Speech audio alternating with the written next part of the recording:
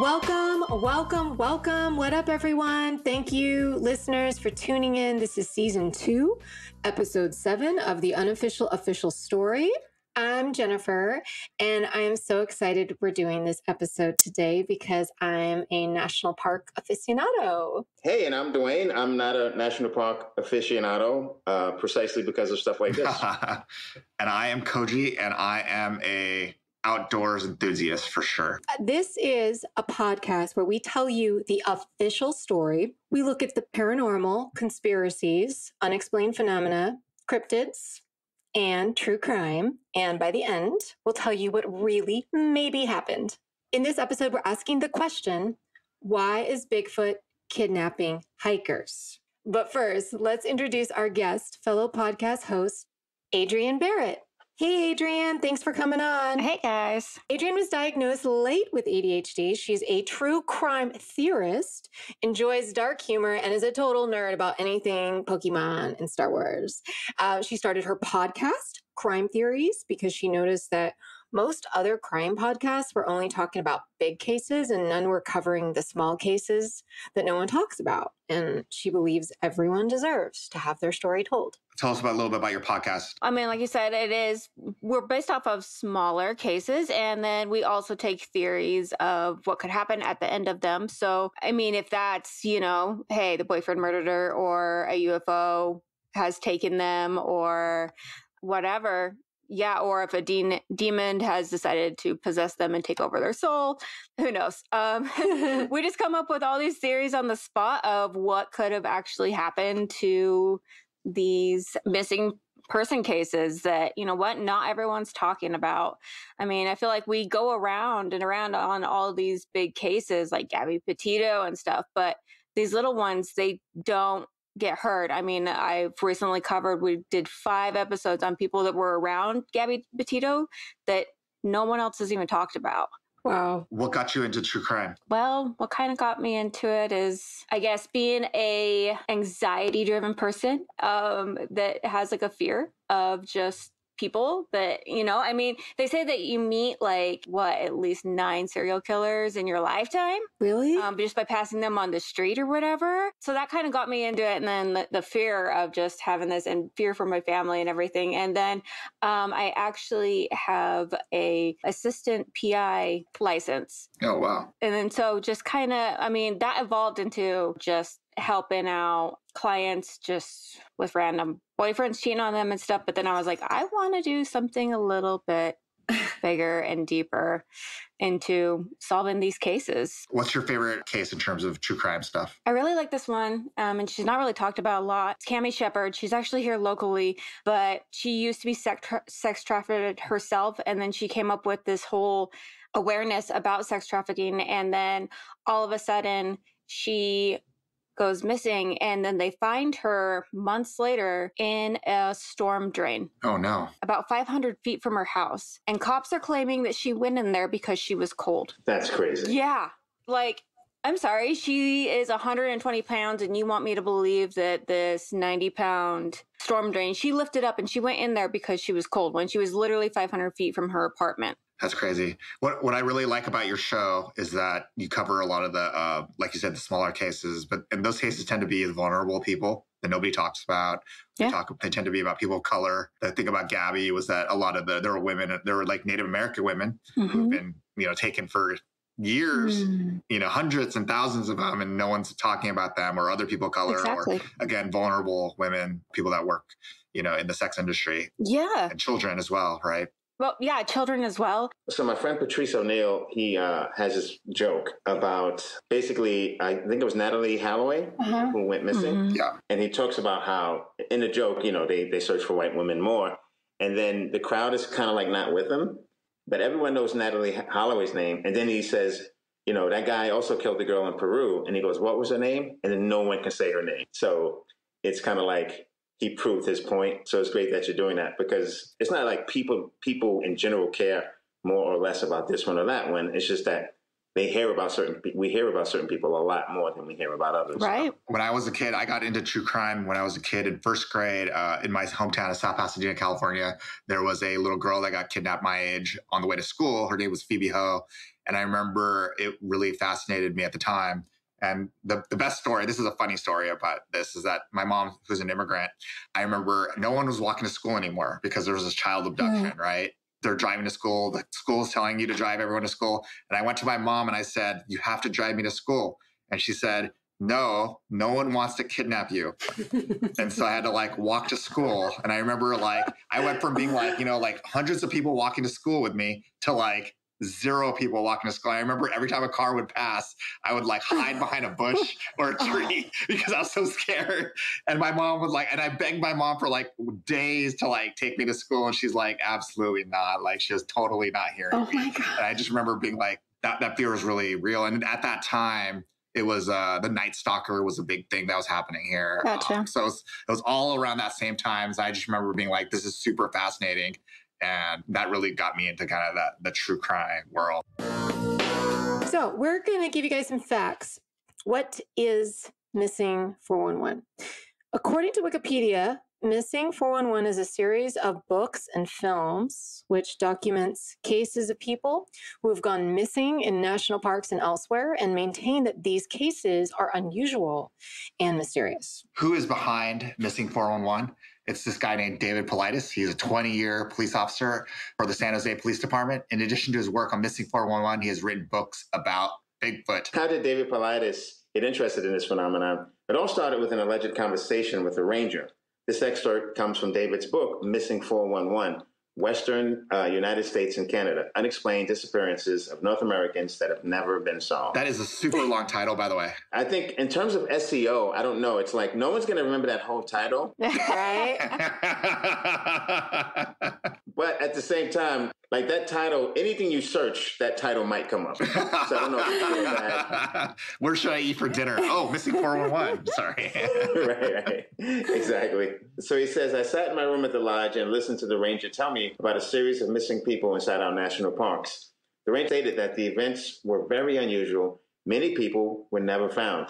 And the Park Service was doing everything possible to keep a lid on the publicity surrounding the missing. He explained that non-law enforcement employees weren't privy to all the information, but that the upper echelon law enforcement supervisors inside the Park Service were concerned about the numbers and certain facts surrounding specific cases. Do you guys buy that he had this conversation? All you need is one source that no one can prove, and then you're off to the races, you know?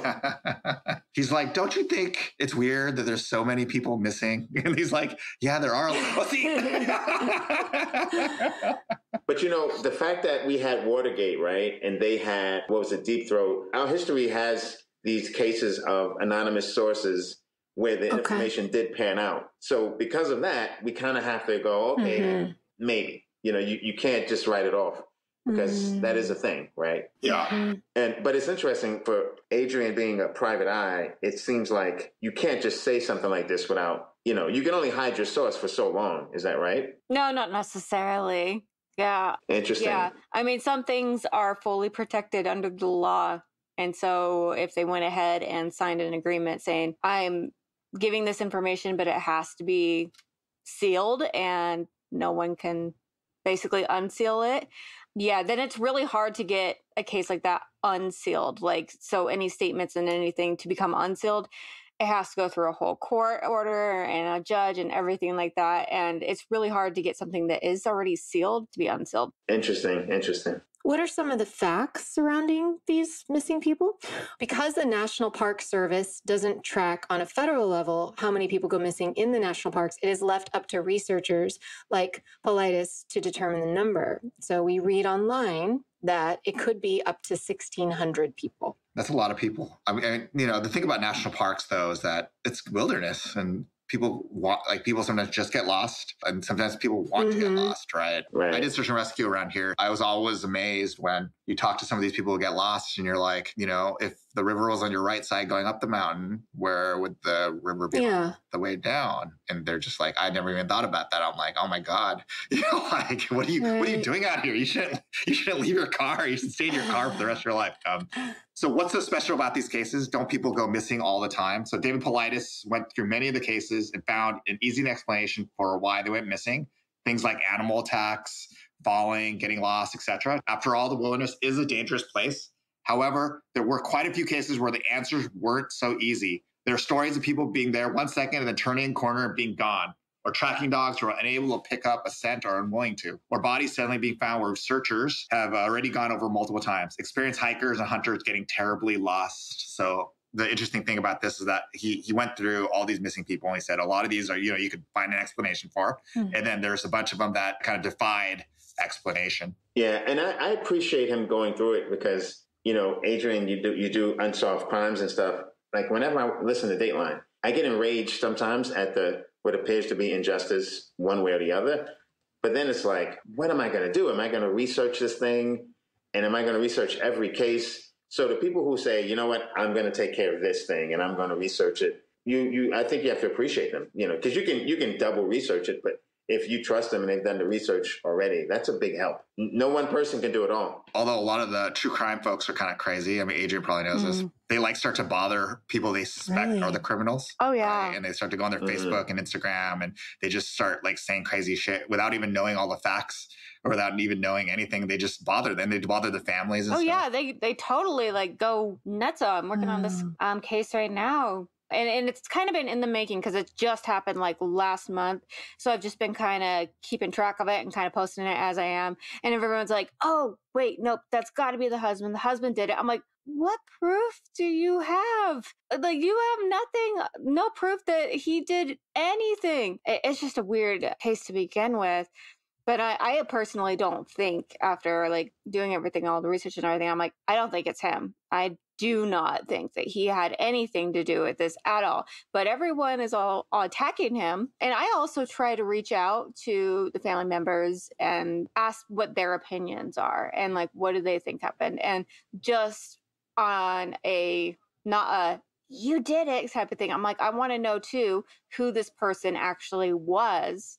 Not what the media is just saying they are. Because to the media, a lot of times, they're just a body that just happened, that they found. Or it's that, every time you watch Dateline or any of those shows, it's always like, this guy was the greatest guy. He was a great father. Right. He was really wonderful. And he coached football or something. It's always I was like, but not every guy who gets murdered or every woman that gets murdered is an awesome person. I mean, they could have had awesome things going on, but they could have been assholes. And that still doesn't mean they should get murdered. Right. But it's always interesting. It's all those stories, they have to paint them in a nice way or else they're like, oh, I don't care that they got murdered. Right. I think that's why I like the people like Gabby, she looked innocent. She looked like, somebody that we knew. Right. And that's why people gravitate to her. I mean, also being a Caucasian woman helps too, but it's that's why people don't care about sex workers, right? Because they're like, oh, those are different kinds of people. They don't see them as people. They see them as objects. Yeah, exactly. And so you're like, well, whatever happened to them because they kind of deserved it, is what they say. That's another thing. I'm like, with Gabby's case, and it's a terrible, a lot of people come at me for this. I don't think Brian did it. What? No. What? Really? Did he admit to it in his diary? I don't know, though. I haven't followed the case a lot. Apparently, in the note where they found him, he apparently wrote a confession. But his parents are the ones that found him and found the note when they claim that police already searched the area and didn't find anything previously. So who did it? I think that it might have been his parents. Oh, but I don't think that it was him. A lot of the stuff going on, I was like, okay, that doesn't seem like that. Or it's either his parents or that killed actually her is possibly even a serial killer that's out there. Because like I said, I've done all these other cases too that are around Gabby around that time. Some of them are up in that area. And there is 6 people around that area, around that time, that no one talks about, that have all gone missing, and some have been found and some have not around the same exact time. We should say it was Bigfoot. It was Bigfoot. Yes, Bigfoot. Bigfoot. Yeah.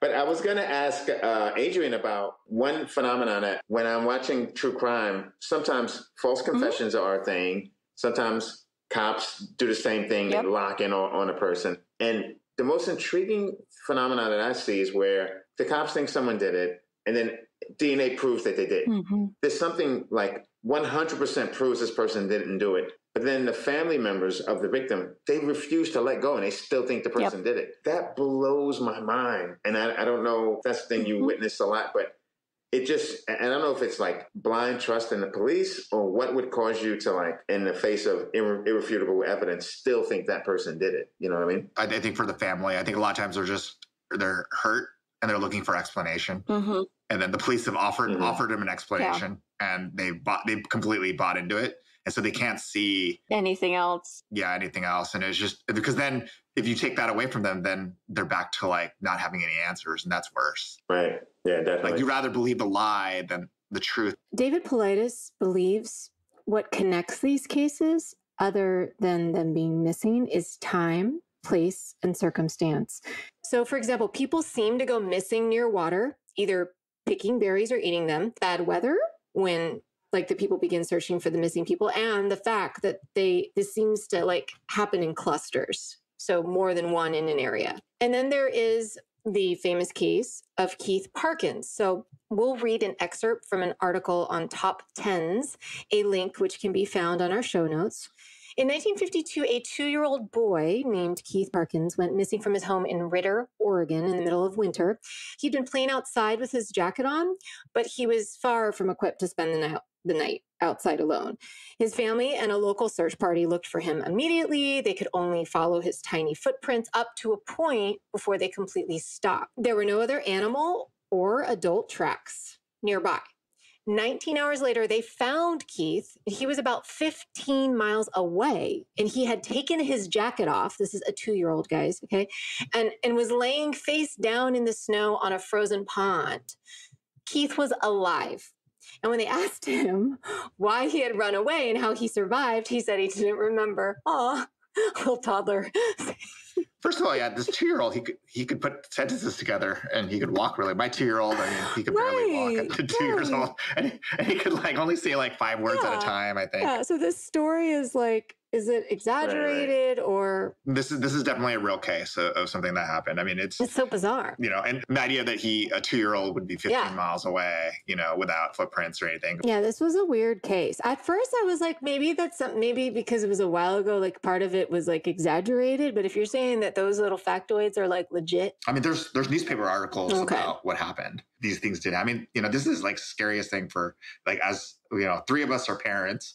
And so, you know, like having like a little kid and hiking. I mean, I know that when I hiked with my little one, when he was that age, you know, I would never let him out of my sight because I always wanted to have him around me. But this is like the worst nightmare I could imagine, you know, although he was found healthy. So what do we do? So weird. Thank God. Yes. Let's examine another famous missing 411 case. This excerpt can also be found in the same Top Tens article. In February 2018, a Canadian man named Danny Philippides, which I think is the guy who ran the first marathon as well, was on a ski trip with his friends in New York. It was around 2 p.m., and they had been skiing for hours. They were getting ready to go into the lodge, and Danny said that he wanted to go on one more run down the mountain before their lunch break. By 4 p.m., Danny was failing to return any calls or texts, and the friends were concerned. They began searching for him, and after being unable to find him, they told the employees at the lodge that he was missing. A team of 130 people scoured the mountain without finding him. And then 6 days later, his wife received a phone call. She didn't recognize the number, and it sounded far away and staticky. It was Danny's voice. He was incoherent and confused, and then hung up on the phone. She called the number back and pleaded with him to call 911 for help, so he did. He had no idea where he was, and he just described his surroundings. When the paramedics finally found him, he was still wearing all of his ski gear and in need of medical assistance. He was holding a brand new iPhone, and someone had cut his hair. Somehow he ended up in Sacramento, California, at the airport terminal car rental depot. He was 3,000 miles away from where he disappeared. He couldn't remember how he got there, and he had no idea what day it was. When he learned where he was and how long people had been looking for him, he got very overwhelmed and emotional. The leading theory is that he was kidnapped in the back of a big rig truck, but no proof of this has ever surfaced. This is a freaky story, but there's other stories about people going missing, and then they just walk. They if you talk to them, and then they get found later, and then they talk to these people and they say, "Well, where were you?" And they just said, "I was walking the whole time." Like they were just walking and walking and walking and walking, and then they're never found until later. And then a week later, they're found and they're okay. So it's really interesting. I don't know. What do you guys think about that case? That's crazy. Mm-hmm. I mean, that's just well, for one, it's crazy for me that people are actually found, because most of the time mine are still missing. But yeah, and the fact that he had a haircut, okay, did he do that himself? I mean, someone else do that for him? Did he eat any berries? That's the real question.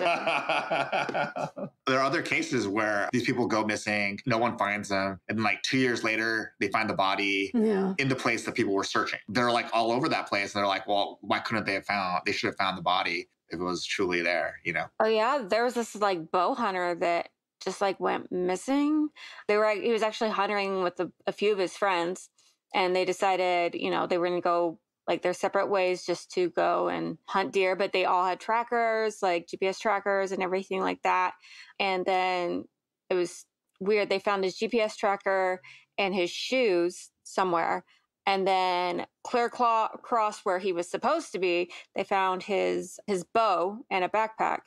And then not for 2 years later, then they found his body around the same area. I don't know if I've ever shared this on this podcast, but I did a 1-month backpacking course where we hiked for a month. And one of the days was in the North Cascades in Washington State.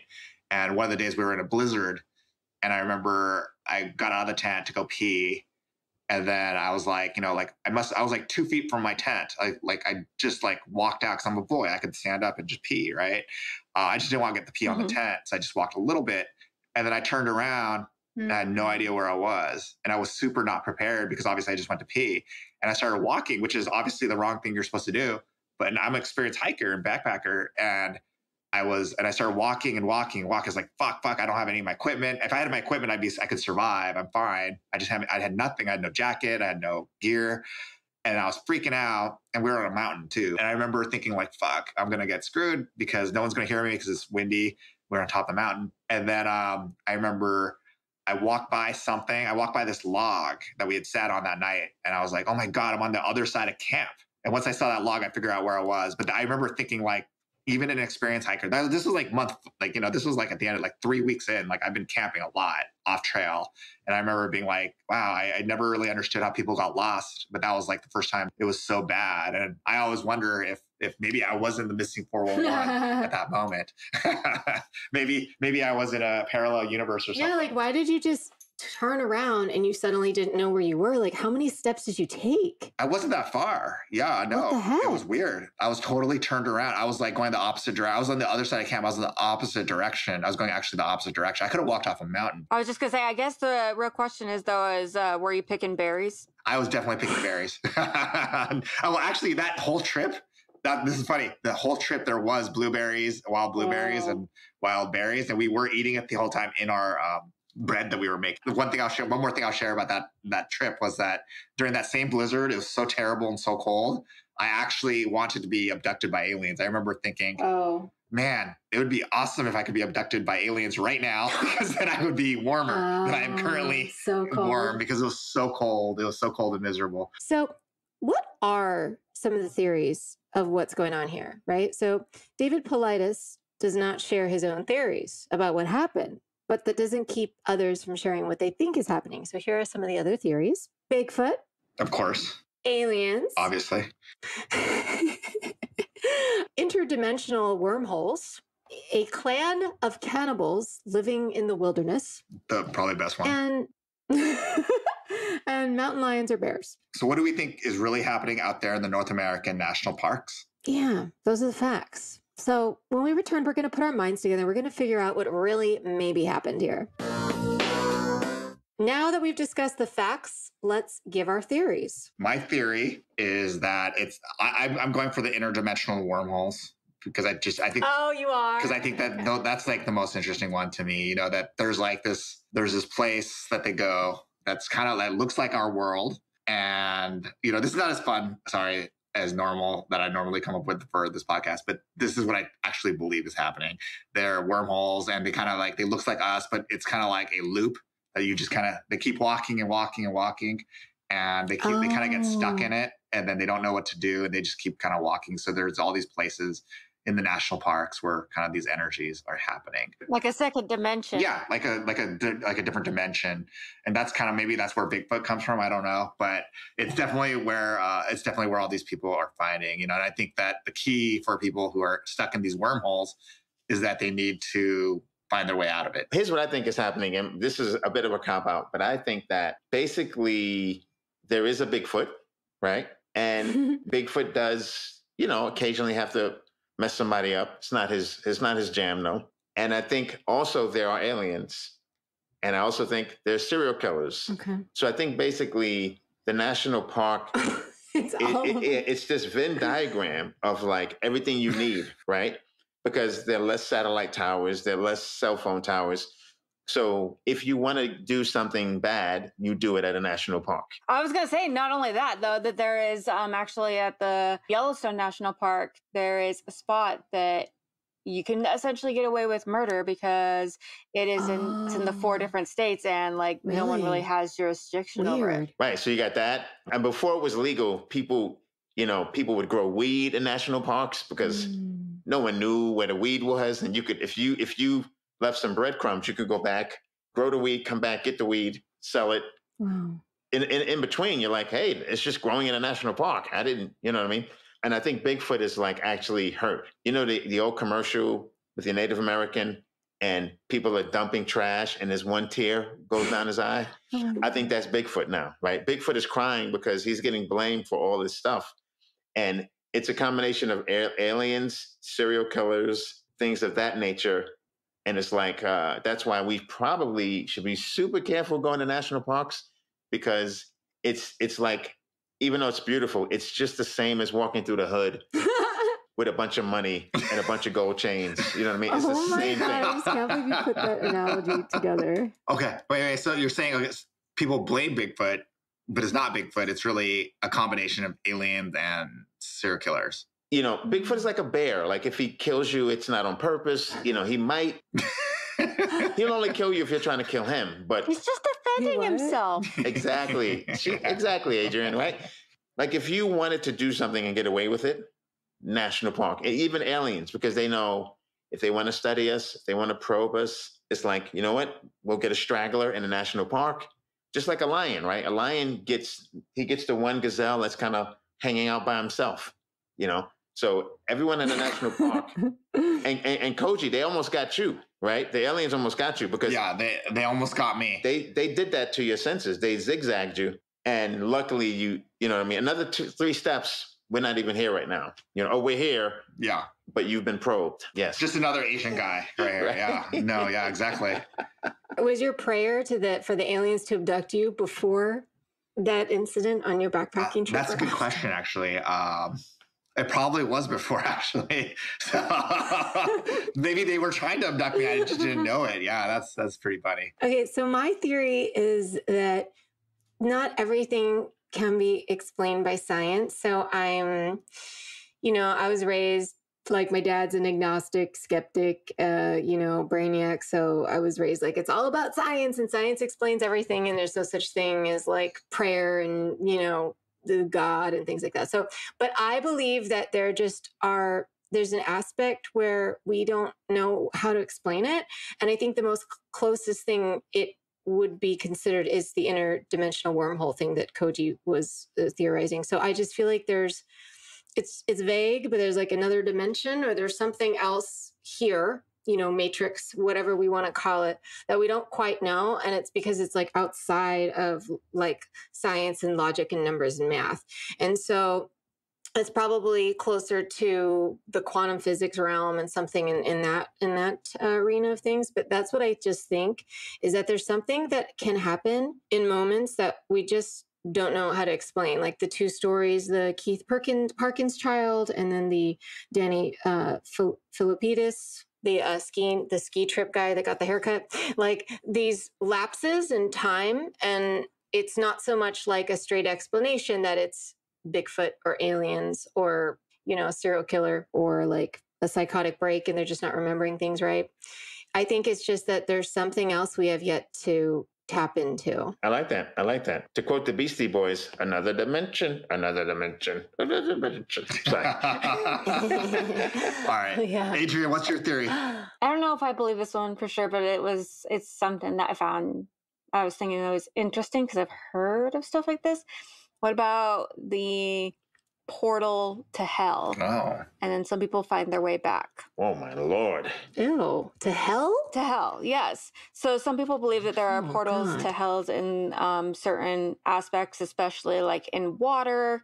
So like if you just have a pond or something, sometimes there are actually portals to hell, or it will be like a cave or there's a whole tree because it has a big old hole in it that some people think that that's a portal to hell, that if you go in there, people just don't come out.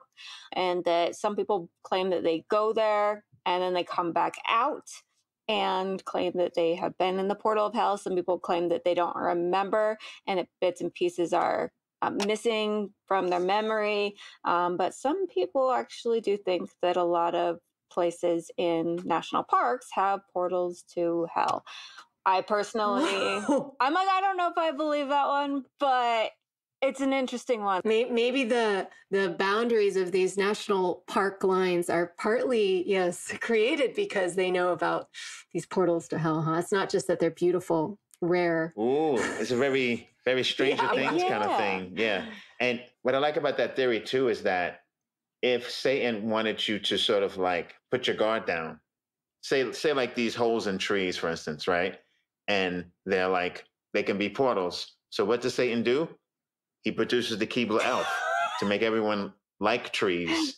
You know what I mean? You think you're going to get cookies if you're near a tree, but you're going to get abducted is what's really going to happen. Well, also a lot of the stories, if you talk to like from the children and stuff who got missing, they'll say things like, I followed a bear or I followed an animal and they went in and then they get lost and then something happens. Because, like the thing about these cases that's interesting is that they're never like, some dude who's never been off his couch walking or goes to the national park and missing. It's usually like an experienced hiker or it's a hunter. I mean, sometimes they're children too, but a lot of times there are these experienced people like Adriann, your story about the hunters. Like these are people that are comfortable being in the wilderness. They're not people that are uncomfortable in the wilderness. And so, maybe it is something path to hell. But like, is the hell, just to be clear, is the hell like a bad place or is it like a super fun place that you would have like a lot of fun in as opposed to heaven, which could be like kind of boring? I don't know. You know what? You're absolutely right.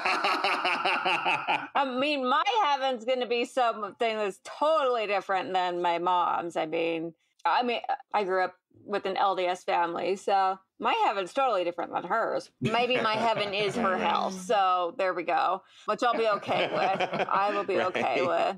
But actually, I think there's a portal to hell. I think there's one in California. I think it's the Starbucks on La Brea. La Brea and Sunset. Have you been in that Starbucks? Yeah, that's a terrible. It gets crazy. That's a terrible. Yeah, I've seen a guy walk in and throw a iced coffee. Just throw it. Just fling it across for no reason. Wait, where's this hell in California? Part of the hell in California. California Lake. Oh, yeah. Holy shit, that does look like... But that is weird. Can I share a link with you guys in here? Oh, no. Is that real? Yep. It's in Napa County. It's a glory hole. That's funny. It's a glory hole. But it's one of these things where, especially when we started to make cities and clear the land, there may be some areas that are just so pretty or so serene that either like Earth, God, Satan, whoever was like, you know what, you guys stay out of this. And so when people go, especially you said it's experienced people, it's because people, it's like, you know what, I'll let you visit once or twice. Now you're taking advantage. We're at the point in the show where we need to pick the unofficial official story. one that will once and for all answer this question. What do you guys think? Which theory do we want to go with? I'm going to vote for the hell one because I think that surprised me. I didn't think about the portal to hell. And you know what? I kind of, the portal to hell one scares me, but I got to vote for that one too, because maybe people will stop asking me to go hiking. Are you kidding? I don't go hiking because people go missing when you go hiking. I'm staying alive by not going hiking. You know how many missing people go hiking? Well, 1,600 people go missing in the national park. So. Hiking is just walking. Like no one goes missing walking on Colorado Boulevard past the Gap. You know what I mean? So we can walk anywhere. Why do we have to drive with no one is to walk? And I get it. You're going to see a waterfall. I get it. But they have waterfalls at Six Flags as well. Waterfalls at Six Flags. Oh my God, Dwayne, that's too funny. That's funny. All right, Jennifer, which one do you think? I like the multidisciplinary approach that Dwayne had, which is that it's a couple different factors, because that makes sense. Because it's not just that there's just, to me, I'm just thinking logically, it's not just one explanation for the 1,600 people that are missing on federal lands. It's a combo of things. Could be a little serial killer here and there. As Adriann said, what we encounter cross paths with nine in our lifetime. So lots of crazy people out there. Potentially aliens, maybe Bigfoot. We know that there is a Bigfoot. We don't know if he's responsible, but he's around. So I just think it's like a lot of, I think that's what it is. And there's not just one explanation. Adriann, do you want to go with your theory or do you want to go with one? No, I like the dimension one too. Oh no! Wait, Koji's? Well, one of ours, or Jennifer's, which is similar, right? Yeah. No, but I like the interdimension, and especially with a lot of these people actually coming back. The ones that you guys were talking about, the fact that they're actually coming back and not just missing. And the fact that, they don't know exactly what happened. They can't really. I mean, that could be like a gap in time, something with our minds in that other portal or whatever. Yeah, I like the other dimension. That's what it is. Yeah. It's almost like the hell thing. We're just sort of like naming the dimension in a sense, right? And the hell one still wins because that's right. We have two. It's 2 and 1. Yeah. So, but also you think about Bermuda Triangle. There's a lot of places. Anyway, wait, have we ever talked about there's an Asian Bermuda Triangle, which is. It's on the exact opposite side of the planet from the Bermuda Triangle. No. Is it the library? Yeah. I'm just No, but yeah, it's like a real thing, allegedly. We'll probably like talk about it at some point in the future when we run out of ideas. And we're like, what's a terrible idea? The Asian Bermuda Triangle. So our guest's theory, Adriann Barrett's theory 1. So there is a portal to hell in every national park and in these places. And that's what's happening to these people. And sometimes they go in and never come out. Sometimes they do come back out, right? Yeah. That's the idea here. So anyway, that's the official story. We're going to take another break. And when we come back, we'll give our best advice on how to survive being lost in the woods. Missing 411 is all about being lost in the national parks. I'm not sure if any of you have ever been lost. Koji mentioned a little story earlier, but what's your best advice on how to not get lost? Or what would you do if you found yourself lost in the woods? Because now that we've figured out the truth about being lost and going to hell, I think I would love to get lost, go to hell, come back. I mean, I talk about gangster rap credibility, like to say like you went to hell and came back. That's better than being shot. That is some good street cred. Well, yeah, but who's going to really believe you? Well, I'll take video of it, obviously. I'll be like, I've gone to hell. You've been shot 8 times. I've been to hell.